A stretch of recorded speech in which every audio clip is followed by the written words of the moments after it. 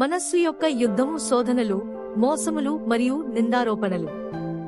ఆత్మీయ ప్రపంచములో నిత్యము జరుగు పోరాటము కలదని బైబిలు స్పష్టముగా చెప్పుచున్నది. లేఖనమందు ఈ విధముగా వ్రాయబడియున్నది, ఏలైనగా మనము పోరాడునది శరీరులతో కాదు, గాని ప్రధానులతోనూ అధికారులతోనూ ప్రస్తుత అంధకార సంబంధులగు లోకనాథులతోనూ ఆకాశమండలమందున్న దురాత్మల సమూహములతోనూ పోరాడుచున్నాము. ఎఫెసీయులకు 6:12. ఈ ప్రధానులు, అధికారులు మరియు అంధకార సంబంధులగు లోకనాథులు ఎవరు? వీరందరూ సైతాను రాజ్యమునకు సంబంధించినవారు. సైతాను ఒకేసారి అన్ని చోట్ల ఉండలేడు కనుక దురాత్మల సమూహము ద్వారా పని చేయుచున్నాడు. సైతాను నియంత్రణలో ఉన్న దురాత్మలు దేవుని బిడ్డలపై అగ్ని బాణములను ఎక్కుపెట్టి వారు ముందుకు సాగకుండా అడ్డుపడతాయి. మరియు ఈ అగ్ని బాణములను ఎదుర్కొనుటకు ఒక్కటే మార్గము, అది దేవుని వాక్యము. ఎఫెసీయులకు 6:16 నందు లేఖనము ఈ విధముగా చెప్పుచున్నది, ఇవన్నీగాక విశ్వాసమును డాలు పట్టుకునడి, దానితో మీరు దుష్టుని అగ్నిబాణములన్నిటినీ ఆర్పుటకు శక్తిమంతులవుదురు. సైతాను నుండి ఈ అగ్ని బాణములు 3 రూపాలలో వస్తాయి. అవి శోధన, మోసము మరియు నిందారోపణ. బాణము 1 శోధనలు. అదాము మరియు హవ్వను సైతాను ఏమీ చేయలేకపోయింది, ఎందుకంటే వారిపై సైతానుకు అధికారము లేదు. దేవుడు వారిని దీవించి ఉన్నాడు. కాని సైతాను శోధనను ఉపయోగించి వారు పాపము చేయునట్లుగా చేసెను. అప్పుడు పాపము సైతానుకు అధికారమిచ్చెను మరియు మనుష్యుని పతనము అక్కడి నుండి మొదలయ్యెను.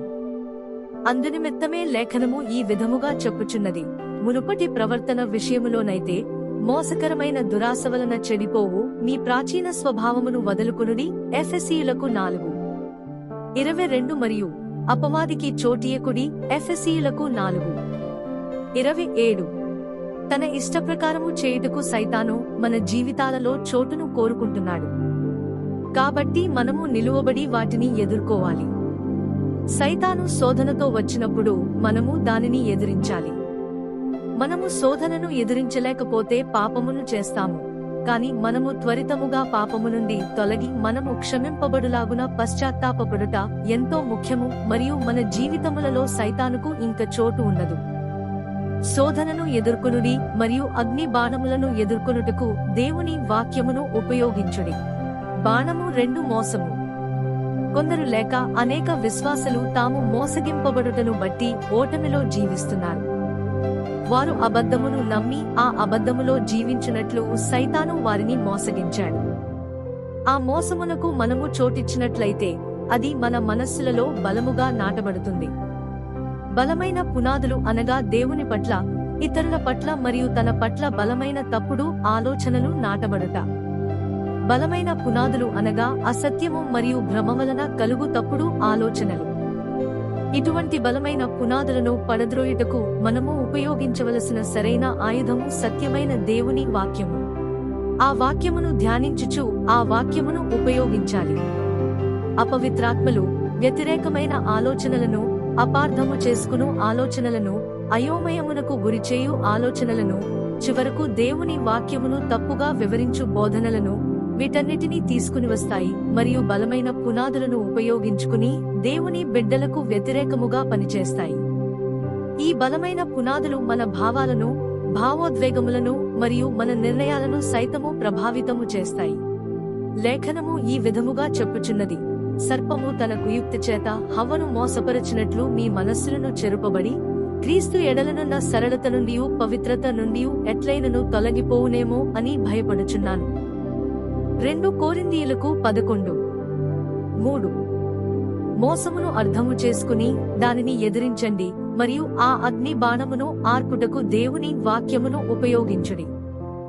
బాణము 3 నిందారోపణలు.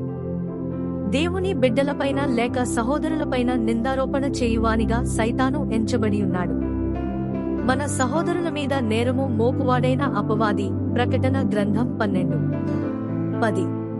మన గత పాపములను, అపజయములను మొదలగు వాటిని జ్ఞాపకము చేయుచు అపవాది మనపై నిందారోపణ చేస్తాడు. మనలో మంచి ఏదీయూ లేదని, దేవుడు మనలను ప్రేమించడని, మనము ఏదీయూ చేయలేమని, మన ప్రార్థనలకు జవాబులు ఇవ్వబడవని వాడు మనకు చెబుతాడు. వీటి గురించి మనము ఆలోచించినప్పుడు మనము కృంగిపోతాము. యేసుక్రీస్తు యొక్క ప్రశస్త రక్తము మన గత పాపములన్నిటినీ తుడిచి వేసెను, అంతే. ప్రభువు నన్ను దీవించెను మరియు నేను ఆయనతో నడుచున్నాను కాబట్టి ఆయన నన్ను దీవిస్తూనే ఉంటాడంతే. ఆశీర్వాదముగా నేను ఉండుటకే దేవుడు నన్ను పిలిచియున్నాడు, అంతే. అనేక విధములుగా మనలను నిరుత్సాహపరచుటను సైతాను ఎంతో ప్రేమిస్తాడు. అంతేకాకుండా తప్పుడు నిందలను దేవుని బిడ్డలకు వ్యతిరేకముగా ఉపయోగిస్తాడు. తప్పుడు నిందారోపణలను ఎదిరించుడి మరియు దేవుని వాక్యమును ఉపయోగించి అగ్ని బాణమును ఆర్పివేయుడి. ప్రభువైన యేసుక్రీస్తు మీ అందరినీ ఆశీర్వదించునుగాక.